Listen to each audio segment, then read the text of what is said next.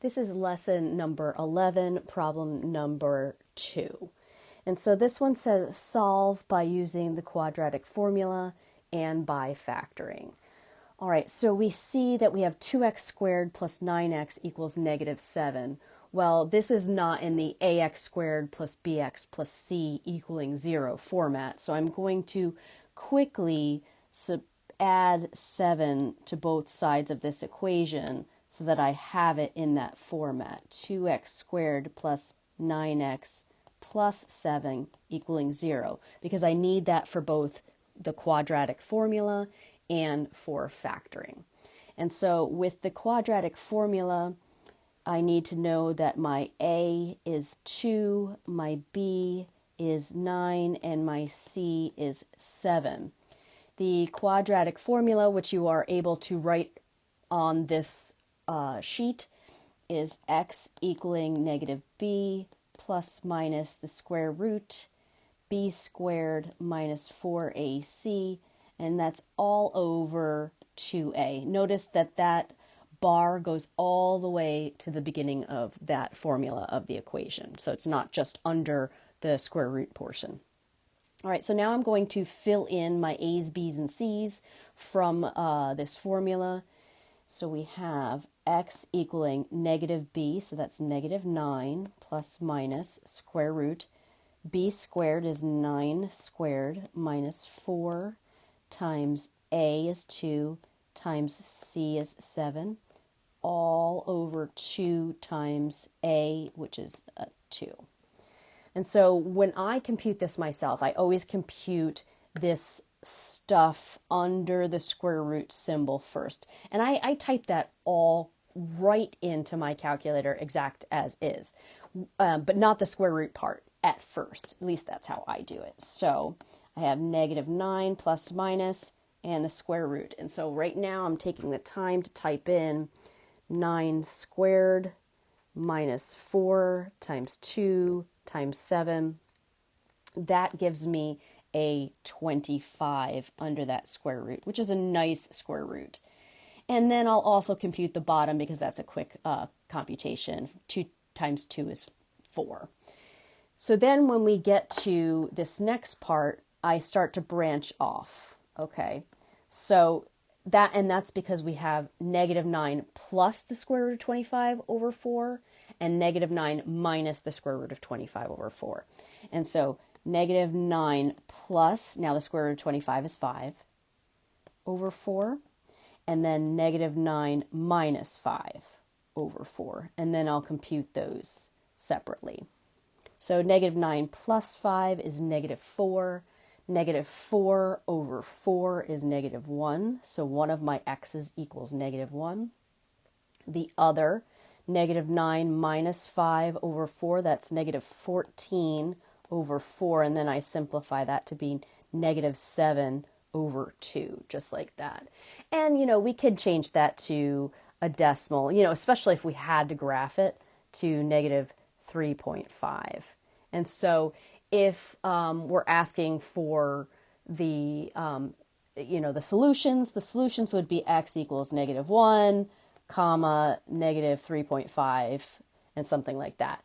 If it were asking for the coordinates of this, because the coordinates, okay, would be the x-intercepts. They are the same thing as solving, just in a different format. So the x-intercepts as coordinates would be parentheses negative 1 comma 0, and then the other one would be negative 3.5 comma 0. All right, so you want to be aware that those are very, very similar things. If it's asking for solving, you want this guy. If it is asking for the x-intercepts, you want this right here. All right, so I'm going to pause the video and I'm going to go to another screen that is blank so that I can solve by factoring. All right, here we go. In this part of the problem, we're going to solve by factoring. You could see that I've already added the 7 to both sides. All right, so in front of the x squared, you'll see that it has a leading coefficient of 2, and that's not 1. So this has us finding the factoring using the AC method is what we call it. So I am going to multiply A times C to help with my factoring.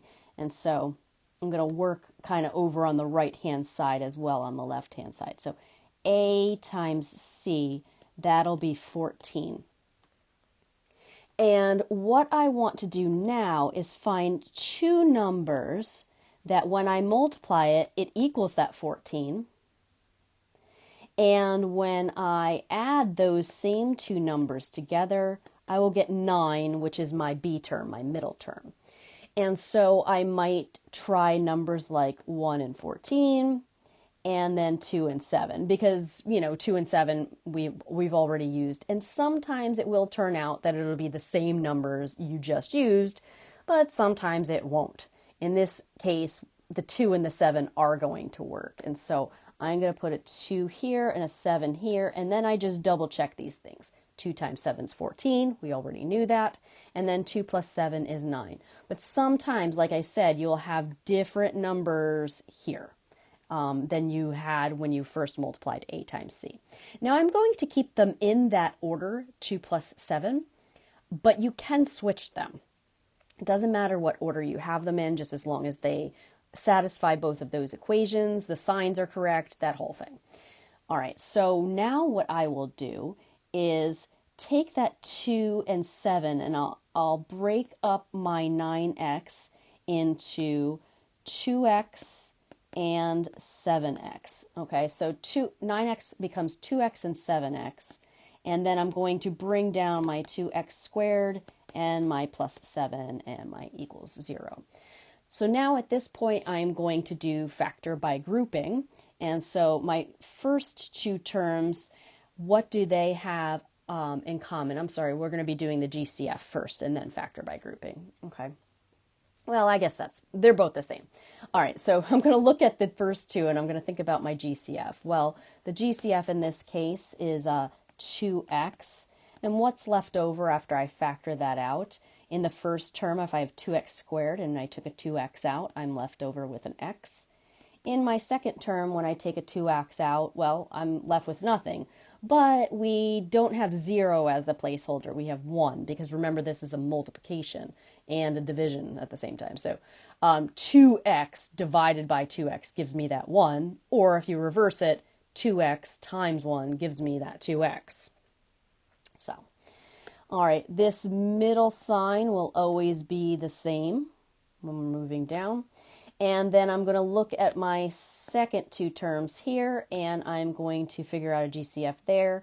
The GCF for the second two terms will always be a constant, a positive or negative constant. In this case, a positive because of the sign. And so once I factor out, or I divide by that 7, I end up with x plus 1 again. And this is the part where we say it's more like factor by grouping, because those two groups that I've just factored out from should be exactly alike. If you didn't do this correctly, it would not turn out to be that. So that's my first factor, actually, the x plus 1. It could be the second factor. It doesn't matter. You can reverse the factors. And then the second factor, it comes from the combining of the coefficients that you've just factored out. So 2x and a positive 7 from there. All right, so we haven't finished solving at this point. What I usually do is I draw a line down between those two factors and I set each one of them, x plus 1, equal to 0, and then 2x plus 7 equal to 0, because that's what we have over here, right? So then from there we solve these linear portions. So I'll subtract 1 here, and I get x equals negative 1. All right, so that's one of my solutions. And then here I'll subtract the 7 from both sides, and I'll divide by 2, and that's where I get x equals negative 3.5 from there. All right, so you can see how that matches up to the solving by the quadratic formula. Again, these are solutions from solving. If the problem had asked for coordinates, you'd have to put it in coordinate form.